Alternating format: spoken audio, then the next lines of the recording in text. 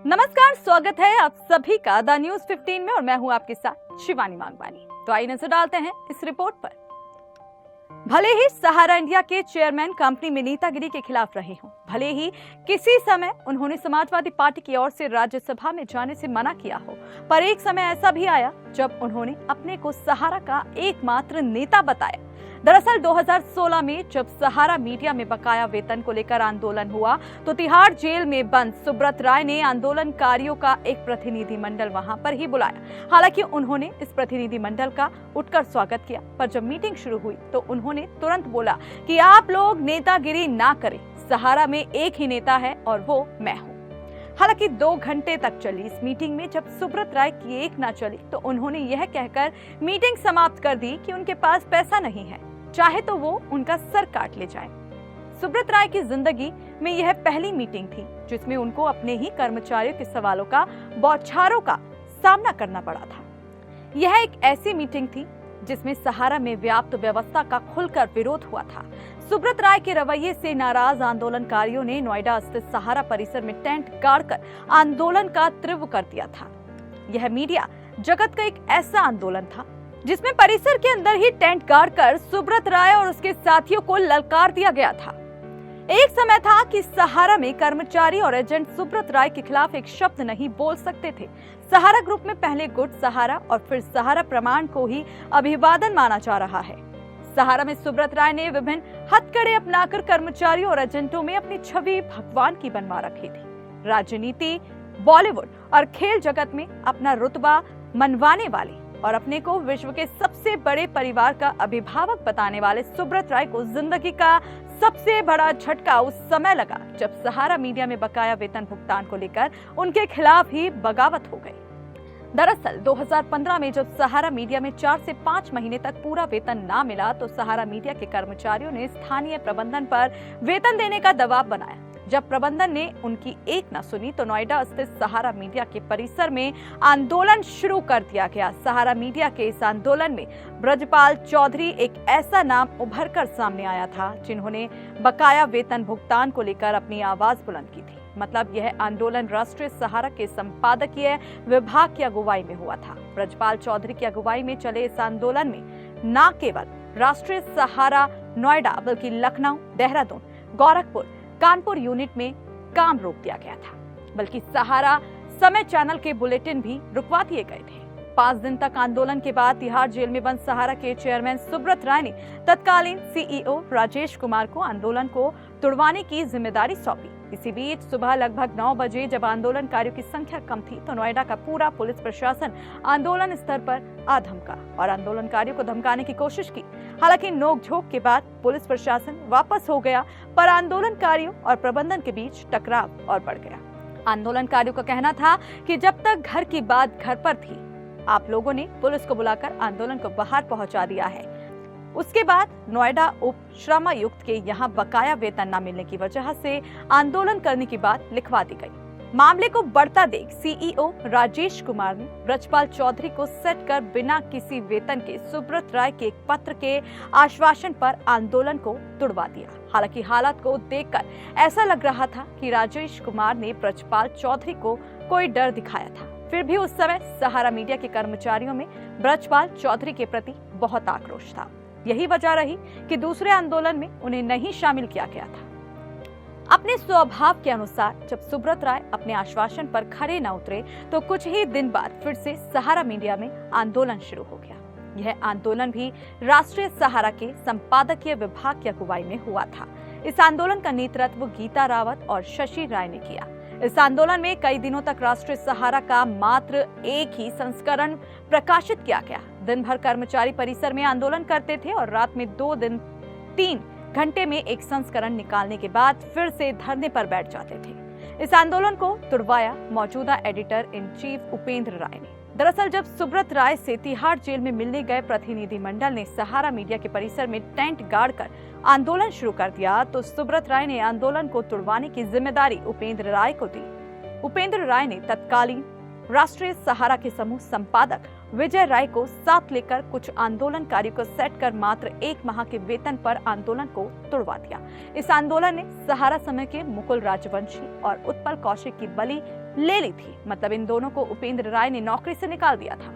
सहारा media में यह पहला समय था कि किसी कर्मचारी को नौकरी से निकाला गया था। हालांकि मुकुल राजवंशी और उत्पल कौशिक की टर्मिनेशन के विरोध में सहारा समय के कर्मचारी धरने पर बैठे, पर राष्ट्रीय सहारा की ओर से उनको समर्थन न मिलने की वजह से वह जम न सके और उन्हें मना दिया गया। यह वह समय था कि जब सुब्रत राय ने राजेश कुमार को हटाकर उपेंद्र राय को सहारा मीडिया का सीईओ बना दिया था। उपेंद्र राय ने इस आंदोलन को तुड़वाने का अपने रिश्तेदार शशि राय को एक बड़ा रिवॉर्ड भी दिया। उन्होंने शशि राय को लखनऊ का संपादक बना दिया। हालांकि उपेंद्र राय भी ज्यादा दिनों तक ना टिक सके। जब वह अपने वादे के अनुसार हर महीने वेतन न दिलवा सके तो उन्होंने अपने पद से इस्तीफा दे दिया। बताया जाता है कि तब उपेंद्र राय ने कहा था कि वह खुद अपने घर से काफी पैसा वेतन देने में लगा चुके हैं। जब सहारा श्री उन्हें पैसा दे नहीं रहे हैं तो फिर वह कहां से वेतन दे। उपेंद्र राय के इस्तीफे के बाद सहारा मीडिया की बागडोर गौतम सरकार को सौंप दी गई। प्रिंट मीडिया विजय राय और प्रशासनिक जिम्मेदारी सीबी सिंह के पास थी। जब मीडिया में 6 से 7 महीने का बकाया वेतन हो गया तो फिर से सहारा मीडिया में आंदोलन शुरू हो गया। यह आंदोलन गीता रावत और मोहित श्रीवास्तव की अगुवाई में हुआ।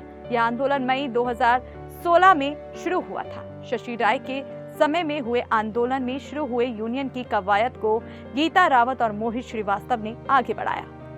उत्तर प्रदेश कानपुर से सहारा मीडिया यूनियन के नाम एक यूनियन रजिस्टर्ड कराने के प्रयास शुरू हुए। बताया जाता है कि यूनियन बनवाने की इस कवायद को विराम लगवाया सहारा समय के रमेश अवस्थी ने। दरअसल रमेश अवस्थी ने लखनऊ यूनिट में यूनियन के उपाध्यक्ष एसपी सिंह और मनोज श्रीवास्तव को विश्वास में ले लिया। तमाम प्रयास के बावजूद गीता रावत और मोहित श्रीवास्तव यूनियन का रजिस्ट्रेशन न करा सके। इसी बीच सुब्रत राय की माताजी छवि राय का निधन हो गया और उनके अंतिम संस्कार करने के लिए सुब्रत राय को 2 हफ्ते की पैरोल मिल गई। इस पैरोल अवधि में सुब्रत राय ने दिल्ली में सहारा इंडिया की एक बड़ी मीटिंग रख दी। सहारा इंडिया में चल रहे आंदोलन की अगुवाई कर रहे कर्मचारियों ने सुब्रत राय के घेराव की योजना बनाई। हालांकि सुब्रत राय को घेरने की इस योजना को टालने के लिए विजय राय ने काफी प्रयास किया, पर गीता रावत और मोहित श्रीवास्तव की अगुवाई में चल रहे आंदोलन की टीम ने उनकी एक बात न मानी। तभी विजय राय ने इस कदम के गंभीर परिणाम भुगतने की चेतावनी आंदोलनकारियों को ही दी थी। आंदोलनकारी कई बसों में भरकर सुब्रत राय को घेरने दिल्ली जरूर गए, पर वहां पर भारी पुलिस व्यवस्था के चलते वह कुछ न कर सके। आंदोलनकारियों को पुलिस ने जंतर मंतर पर प्रोटेस्ट करने को कहा और सहारा कर्मचारियों ने बकाया भुगतान और सहारा में व्याप्त कुव्यवस्था को लेकर सुबह से शाम तक जंतर मंतर पर ही प्रोटेस्ट किया। यह वह समय था कि जब सहारा मीडिया में लगभग 2000 कर्मचारी आंदोलन पर थे। विजय राय की चेतावनी अपना काम कर रही थी। लखनऊ में आंदोलन की अगुवाई कर रहे कर्मचारियों को टर्मिनेट करने की भूमिका तैयार हो चुकी थी। आंदोलनकारियों में भय पैदा करने के लिए आंदोलन की अगुवाई कर रहे गीता रावत, मोहित श्रीवास्तव, एसके तिवारी, आजाद शेखर समेत 17 कर्मचारियों को टर्मिनेट करने की लिस्ट लखनऊ में तैयार कर ली गई। टर्मिनेट होने वाले आंदोलनकारियों को रुकवाने के लिए नोएडा सहारा परिसर के गेट पर पुलिस को लगा दिया गया था। कुछ आंदोलनकारियों को इसकी भनक भी लग गई थी, पर जब उन्होंने गीता रावत और मोहित श्रीवास्तव को इस बात की जानकारी दी थी तो उन्होंने इस पर विश्वास न किया। हालांकि आंदोलनकारियों ने सहारा मीडिया के प्रबंधन से पुलिस के गेट पर आने की वजह पूछी, पर प्रबंधन ने नोएडा में चल रहे सीबीआई छापों के चलते सहारा परिसर के गेट पर भी पुलिस को लगाने की बात कही। जिसका अंदेशा था वही हुआ। अगले दिन टर्मिनेट होने वाले कर्मचारियों में 5 नाम और जुड़कर 22 कर्मचारियों के टर्मिनेशन की लिस्ट गेट पर लगाकर उनकी नो एंट्री कर दी गई।